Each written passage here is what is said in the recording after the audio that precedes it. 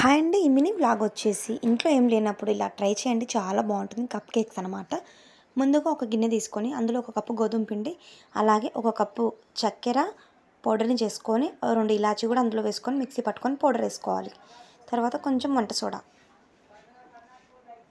తర్వాత ఒక spoon oil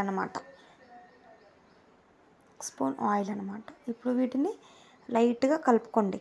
కలుపుకున్న తర్వాత ఇప్పుడు పాలు పోసుకోవాలి. ఇందులో కొన్ని పాలు పోసుకుంటూ ఈ మిశ్రమం మనకి చాలా చిక్కగా పడేలా రావాలన్నమాట. చూడండి, కలుపుతూనే ఉండాలి. అంటే మనకి గోధుమ పిండి ఉండలు కడుతుంది కదా, అలా కాకుండా ఇలా కలిపేది ఉంటుంది కదా, దీంతో తీసుకొని మంచిగా కలుపుకోండి. కలుపుకున్న తర్వాత మనకు ఫైనల్గా ఇది వచ్చేసి కేక్ బ్యాటర్ రెడీ అయిపోయింది. ఇలా ఉండాలన్నమాట. ఇప్పుడు గ్లాస్ తీసుకోండి. నేను కప్ కాకుండా గ్లాస్లో చేశాను. ఫస్ట్గా నెయ్యి ఉంటే నెయ్యిని మొత్తం గ్లాస్లో అప్లై చేసుకొని పైనుంచి పొడిపిండి వేసుకోవాలి.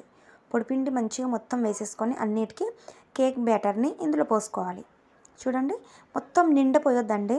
కొంచెం గ్లాస్కి పైన కొంచెం ఖాళీగా ఉండేలా పోసుకోండి.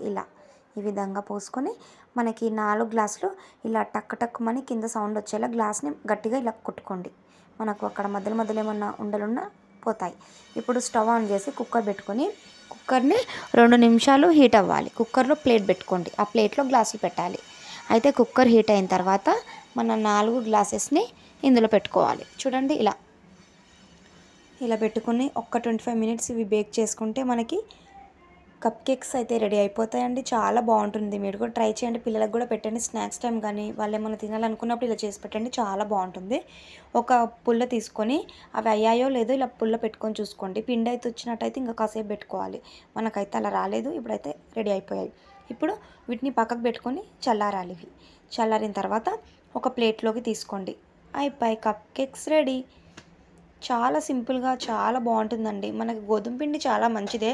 మైదా పిండితో అయితే ఇబ్బంది, కానీ గోధుమ పిండి చాలా బాగుంటుంది. Home food best food.